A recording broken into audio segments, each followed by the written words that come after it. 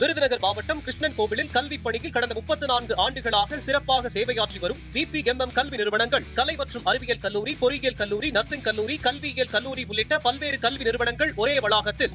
மாண்புமிகு பேரவைத் தலைவர் அவர்களே,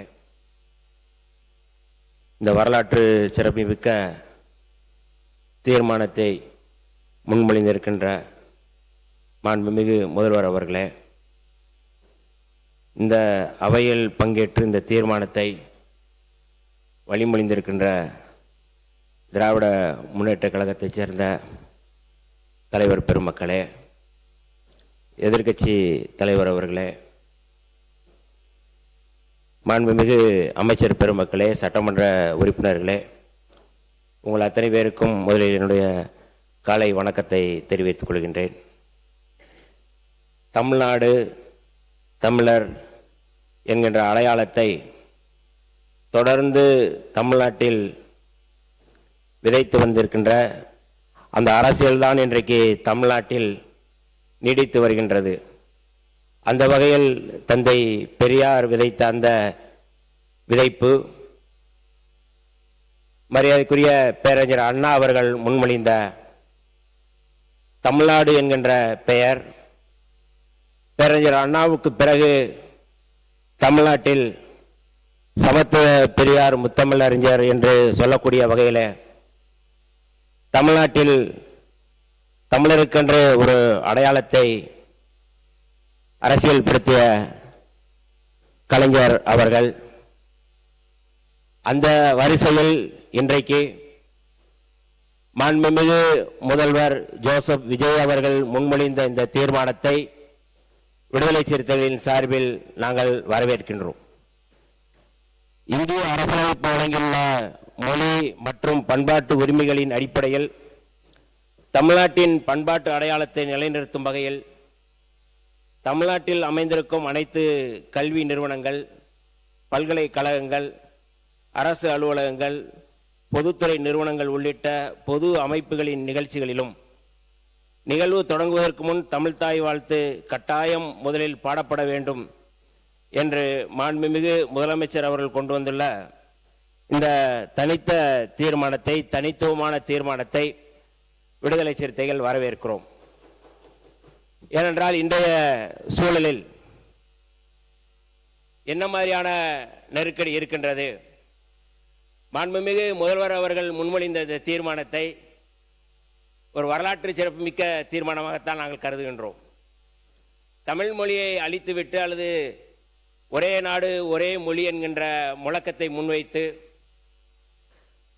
தேசிய இனத்தினுடைய அடையாளத்தை அழிக்க முனைகின்ற இந்த சூழலில் மாண்புமிகு முதல்வர் அவர்களுடைய இந்த தீர்மானத்தை முதல்வர் அவர்கள் முன்மொழியும் பொழுது இந்த பக்கம் இருக்கின்ற பெருந்தகைகள் மட்டும்தான் கைதட்டி அல்லது மேசையை தட்டி வரவேற்றோம்.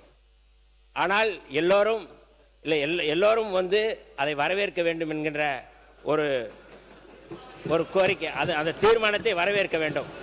ஏன்னா இது ரொம்ப மிக முக்கியமான தீர்மானம். அந்த அடிப்படையில் இதை நான் வந்து முன்மொழிகின்றேன்.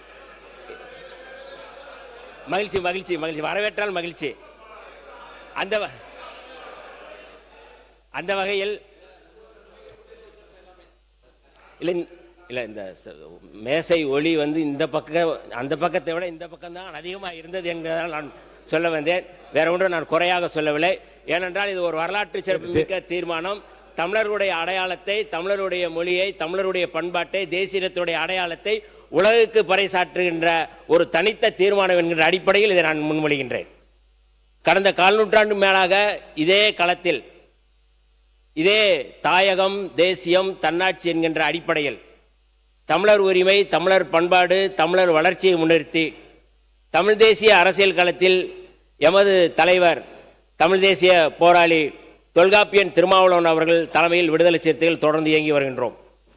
எமது தலைவருடைய பிறந்தநாள் ஆகஸ்ட் 17 கூட தமிழர் எழுச்சி நாள் என்றுதான் நாங்கள் தமிழ்நாட்டில் முன்னெடுக்கின்றோம். தேசிய இனங்களின் மொழி, பண்பாடு, உரிமைகளுக்கு எதிராக இன்றைக்கு இந்து ராஷ்டிரம் என்பதை முன்மொழிகின்ற, அதை நிறுவக்கூடிய அல்லது கட்டமைக்கக்கூடிய அந்த முயற்சிகளை முறியடிக்கின்ற வகையில் இன்றைக்கு இந்த தீர்மானம் மிகச் சிறப்பான தீர்மானம் என்பதில் நான் மிகுந்த மகிழ்ச்சியோடு பெருமையோடு தலைநிமிர்வோடு இதை நான் வரவேற்கிறோம்.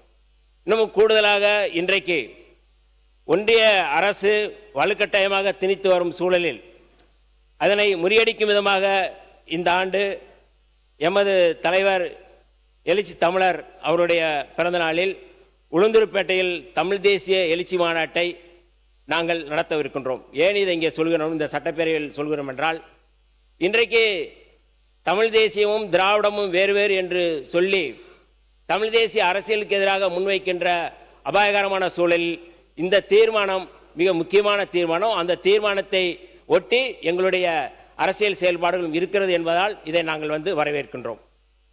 அந்த வகையில் மாண்புமிகு முதலமைச்சர் அவர்கள் கொண்டு வந்துள்ள இந்த தனித்த தீர்மானத்தை தமிழ் தேசிய இனத்தின் பண்பாட்டு உரிமையை நிலைநாட்டும் என்பதில் எந்த தயக்கமுமின்றி விடுதலை சிறுத்தைகள் தமிழ்நாடு முழுக்க இதை வரவேற்க நாங்கள் கடமைப்பட்டிருக்கின்றோம்.